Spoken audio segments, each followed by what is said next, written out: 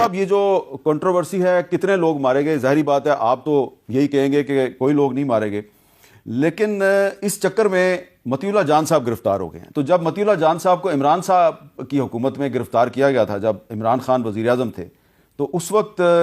مسلم league نون کی leadership کیا کہتی تھی، ذرا سنیں۔ جب مطیع اللہ جان کو اغوا کیا گیا، میر شکیل الرحمان کو کس طرح ایک ناجائز کیس میں 8-9 مہینے جیل میں رکھا گیا، کچھ سنوائی ہوئی؟ دن دہاڑے مطیع اللہ جان غائب ہو جاتا ہے، علی عمران غائب ہو جاتا ہے، اور یہ سب گھروں سے اٹھا لیے جاتے ہیں، اور جعلی وزیر اعظم ٹی وی پر آ کر کہتا ہے مجھے تو نہیں پتا کس نے اٹھا لیا۔ تو اب وزیر داخلہ ہیں محسن نقوی صاحب، اور اسلام آباد پولیس نے ان کے خلاف ایک مقدمہ درج کیا ہے۔ یہ مقدمہ جو ہے یہ اس کی تفصیلات پہ جب میں گیا، میں نے ایف آئی آر پڑھی تو مجھے رانا ثناءاللہ صاحب کے خلاف جو ایف آئی آر تھی وہ یاد آ گئی۔ رانا ثناءاللہ صاحب پہ انہوں نے ہیروئن کی سمگلنگ ڈالی تھی، مطیع اللہ جان پہ انہوں نے آئس کی سمگلنگ ڈال دی اور ساتھ میں دہشت گردی کا الزام بھی لگا دیا۔ رانا صاحب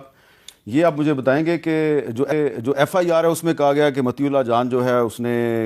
اس کو ایک ناکے پہ روکنے کی کوشش کی گئی، وہ نہیں رکے، تو پھر انہوں نے ایک کانسٹیبل جو ہے اس کو زد و کوب کیا، اس کی رائفل ڈبل میگزین چھین کر ملازمین کی طرف سیدھی کالی جان سے مارنے کی دھمکیاں دی، اور پھر ان نشے کی حالت میں جب ان کی تلاشی لی گئی تو 248 گرام آئس بھی برآمد ہوئی۔ تو شہباز شریف صاحب اور مریم نواز شریف صاحبہ جس مطیع اللہ جان کی عمران خان کے دور میں گرفتاری کی مذمت کرتے تھے، وہ مطیع اللہ جان شہباز شریف کی اپنی حکومت کے دور میں گرفتار ہو گیا۔ دیکھیں جی، میں تو ثاقب صاحب کی جو سٹیٹمنٹ اب آپ نے اس کو آن ایئر بھی کیا ہے، میں تو بالکل اس سے بلیو کرتا ہوں،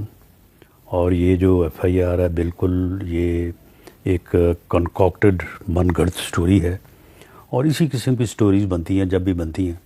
ہمارے خلاف بھی بنتی رہی ہیں، اور آپ کے خود خلاف بنی تھی؟ میرے خود خلاف بنی تھی۔ تو میں سمجھتا ہوں کہ اس بارے میں آئی جی اسلام آباد کو جو ہے وہ جواب دینا چاہیے، کیونکہ اس ایف آئی آر کے کمپلینٹ تو وہ ہیں، ان کی فورس ہے۔ تو اس ایف آئی آر کو جو ہے وہ میرٹ پہ ڈیسائیڈ ہونا چاہیے، اور میرٹ پہ اس کا یہی بنتا ہے کہ جن لوگوں نے یہ فرضی سٹوری بنائی ہے ان کو سزا ملے، اور جس کو سزا دینے کی کوشش کی گئی ہے وہ جو ہے اس کو آزادی ملے۔ جو رانا صاحب آپ نے تو بات ہی ختم کر دی، آپ نے کہا یہ کنکاکٹڈ اور فیک ایف آئی آر ہے، تو اب یہ